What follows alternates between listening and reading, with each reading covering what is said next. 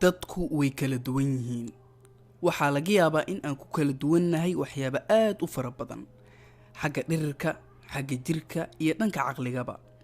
balse dadka aan maanta ka hadli doono waa ay ka duwan yihiin dadka caadiga ah ee aan naqaano. Allah subxaanahu wa tacaala waxaa jira dad u abuuray oo leh mucjisooyin gooni ah. wiilkii carabka dheeraa. wiilkan waxa uu ku nool yahay California ee waddanka Mareykanka.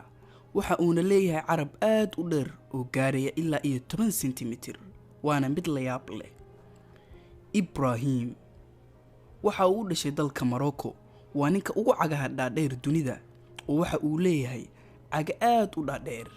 haddii aad u malaynayso inaad tahay qof caga dhaadheer, waxaan kugula talin lahaa in aad sawir la gasho ninkan. gabadhan aad u jeedaan iyana waxba kama duwana Ibrahim, oo waa gabadh cagaheedu ay aad u dhaadheer yihiin, waxayna ka mid noqotay gabadha ugu dheer caalamka oo waxa ay ku gashay world record ama rikoodhka caalamka. ma jirtaa in aadan cidiyahaaga jarin ugu yaraan isbuuc?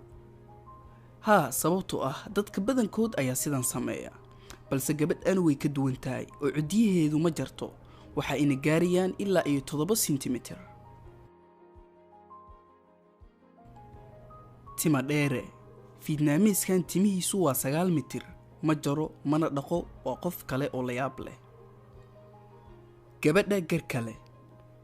garka waxaa lagu yaqaanaa oo keliya ragga, balse gabartan waxa ay leedahay gar la yaab leh. ninka dhegta timaha ku leh. waxaa laga yaabaa in dadka qaar ay dhegta timo ku leeyihiin, balse ninkan waa uu ka duwan yahay oo waxa uu world record ku galay in uu yahay ninka ugu dheer dhagaha timaha. yaynaan hilmaamin wiilkan oo isna ah nin dheer, balse faraha ugu dhaadheer caalamka ayuu leeyahay oo gaaray ilaa 31 sentimitir. qaar ka mid ah Thailand iyo Myanmar waxay gabdhahooda qoorta u geliyaan faraantiyo si ay qoortooda u dheeraato. sanad walbana faraanti ayaa loogu kordhiyaa gabadha iyagoo u haysta in ay ka qurux badan tahay gabadha qoorta dheer kuwa kale, balse gabadhan qoorteedu waxa ay gaaraysaa ilaa 40 sentimitir.